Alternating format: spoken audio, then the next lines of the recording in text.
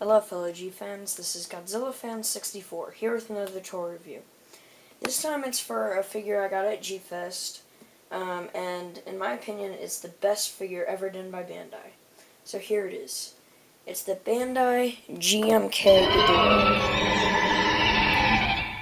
Now, this didn't come with a tag, but it is in great condition, and wow, it's huge. Has a very big wingspan, and its tail is also very long. So yeah, just to get this out of the way, let's go on to size comparisons. First, let's pair him up with the X Plus GMK Godzilla.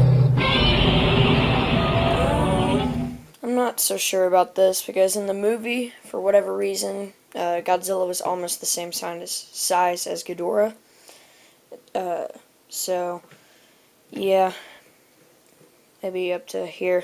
I don't know why it was like that in the movie. Next, just for fun, let's go with the 8-inch Scar Godzilla. Now this is too big, but again, Ghidorah is hunched over, so yeah.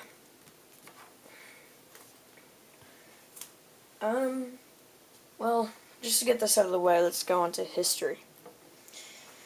Now, this particular one, of course, appeared in GMK, otherwise called Godzilla, Mothra, and King Ghidorah Giant Monsters All Out Attack. So yeah, the origin of Godzilla in this movie, for whatever reason, is that he is the forgotten souls of Japanese soldiers from World War II. And, you know, they're just pissed off, so they go on a rampage. Now there's 4 Guardian monsters. GMK Baragon. Why did I say GMK? Baragon, Mothra, and Ghidorah. Those are the 3 Guardian monsters. Now, Baragon fights him, gets wiped out. Mothra fights him, but she loses. She doesn't die yet. But anyway, as the grand finale, Ghidorah shows up. You know, this one. But he's not King Ghidorah. He has to become King Ghidorah for whatever strange reason. Now, Mothra and Ghidorah team up and just fight Godzilla. And of course, Mothra is killed, and Ghidorah is just knocked out. But Mothra pulls the, you know, usual Godzilla energy transfer, and transfer all of her life force, also known as energy in the other movies, into Ghidorah, transforming him into King Ghidorah. And now he can fire the, you know, lightning out of his mouths.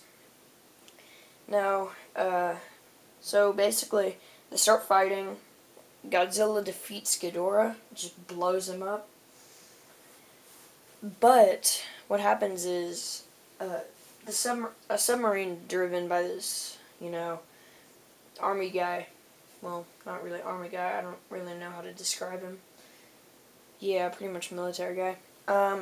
It's kind of a drill submarine combination, kind of like the Gatengo, only smaller. So he actually drives it into Godzilla and drills out of his shoulder. And yeah, so Godzilla surfaces, but the souls of the Guardian monsters just basically kill him. But then he surfaces yet again the next morning. And, you know, the atomic ray comes out of his shoulder, which basically kills him, but the movie ends with his still beating heart on the ground. I'm not really sure if I put the history right. I think the souls came last, you know, the souls of the Guardian monsters. But anyway, let's move on to the figure. Detail is gorgeous. He has thousands and thousands of scales that just flank his body, as you can see. He just looks absolutely gorgeous. The teeth are all individually done and stick out like they're supposed to. The horns are really nicely done. The paint job just looks spectacular. The tail just looks awesome and menacing. The wings are large, and they're not opposable.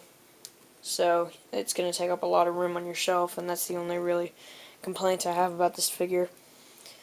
The heads just look gorgeous. They're all different like they're supposed to be. So yeah, paint job and detail are just gorgeous.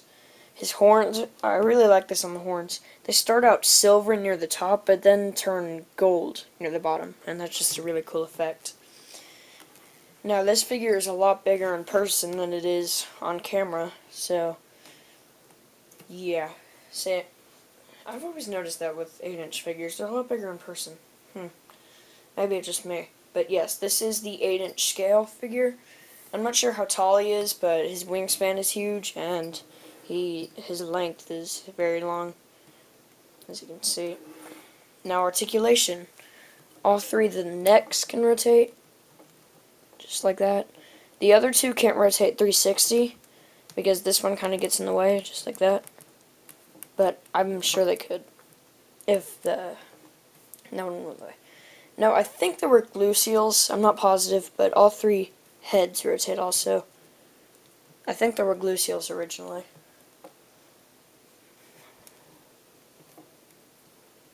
The legs rotate.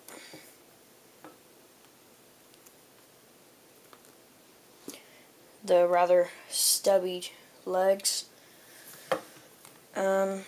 Yeah, and the chicken feet. Now the tail can rotate, so you can make him look like he's flying. Sorry, he's kind of big.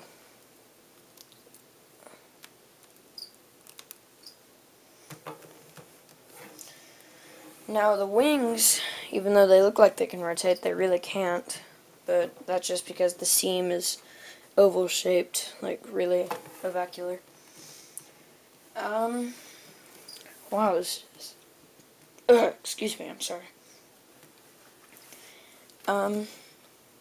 So yeah, my final thoughts are, this figure is just gorgeous.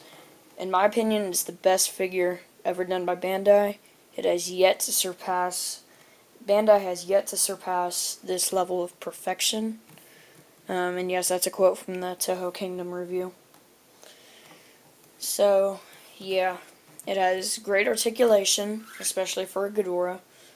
In fact, I just really noticed this.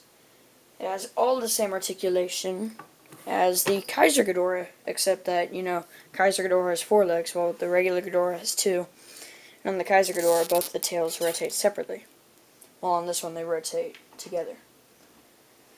So yeah, anyway, final thoughts.